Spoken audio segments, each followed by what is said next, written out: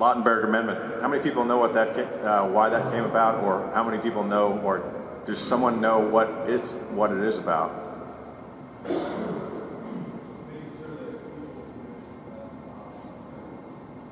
Exactly. Training's over.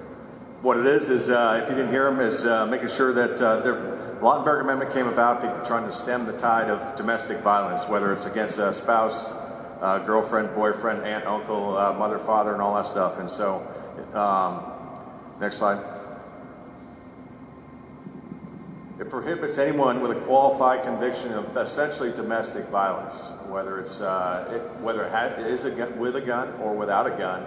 It's if you've been convicted of domestic violence, you will not be allowed to carry. You will not be allowed to have your own guns. You will not be allowed to transfer a gun or anything like that. So, how does that affect a military person?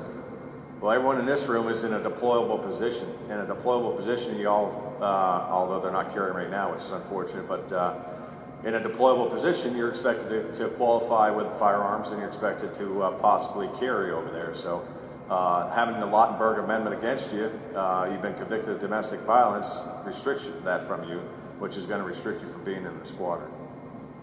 No military exceptions. Prohibits any military person getting issued a weapon. Next slide. Qualified convictions, I'll let you read through that. Essentially doing any thing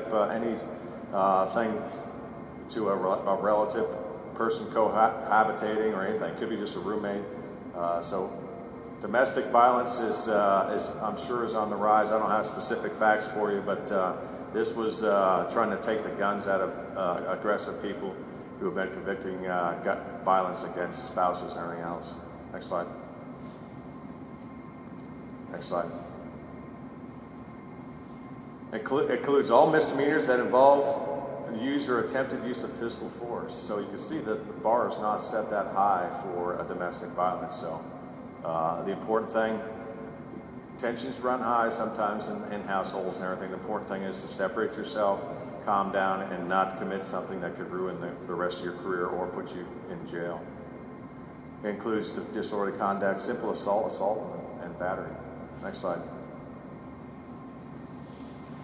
It's important that if that ever happens, you're required to report that to us.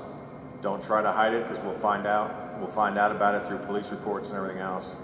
You're required to report that, even if it's whether you're taken off to jail or not. You're required to report that any type of incident back home to us immediately. Next slide.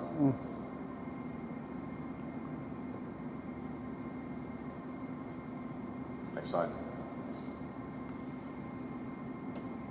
Okay, what should you do if you're convicted of an offense involving the use or attempted use of physical force? What should you do? Tell us, right? Next slide. Or next, just hit next button. Report it to the command. Next question. My civilian attorney pled me down from a conviction of domestic battery to a disorderly conduct. Do I still have to report this? Yes. Next button, man.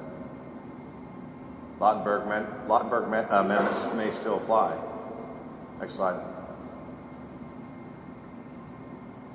Questions on the Lauetenberg Amendment? Another ancillary training done. The important thing is, if there's tensions running high, whether it's a friend, family, or anything else, just separate yourself, get to a safe space, they call it, or whatever, but get to somewhere and then calm down and then re-engage. Again, even that comes down to communicating. Okay, what are we all going to do this weekend? We're going to find a way to have fun. We're going to get our training done and get our money. Make sure you lunch. I know I guess this weekend they're serving